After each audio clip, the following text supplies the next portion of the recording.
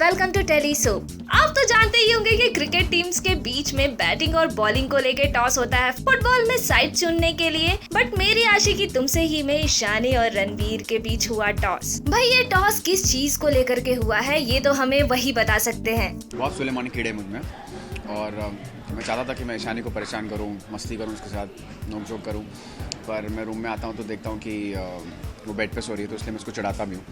और मैं जानता हूं कि बेड पे नहीं सो सकती बिकॉज वो बचपन से मखमल के बिस्तर पे सोती आई है और उसकी कमर टूट जाएगी।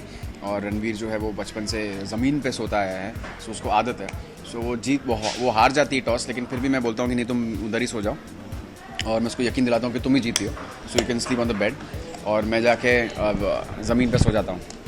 फिर then the scene goes on to some other level where she gets very emotional about her dad. Ishani लगता है कि खुद के लक ने काम किया है या फिर रणवीर के लक ने आपको जिताया? रणवीर के प्यार ने मुझे जिताया या मुझे तो कुछ फ़र्क ही नहीं पड़ रहा होता, क्योंकि यूजुअली अगर कोई टॉस हो रहा था तो मैं ऐसे सुपर अटेंटिव ऐसे कि क्या है दिखाओ ऐसे होती, बट मैं अपने जोन में थी, मेरे आगे फ्लैशेस चल रही थी, सो मैं अपने जोन में थी, मेरे को फ़र्क भी नहीं पड़ा था कि क्या है। मैंने बोला भी उसको कि ज़मीन पे सो जाऊँगी, but he was the one कि अरे इतना सैड क्यों हो रही, इतना वो क्यों हो रही, तुम जीती हो। चलिए वजह चाहे कुछ भी हो, हमारे लिए तो यही काफी है कि रणवीर और ईशानी के बीच की दूरियां कम हो रही हैं। अब देखना ये होगा कि इनके फासले कब मिटते हैं। To know more, hit the subscribe button below and share your views in the comments below.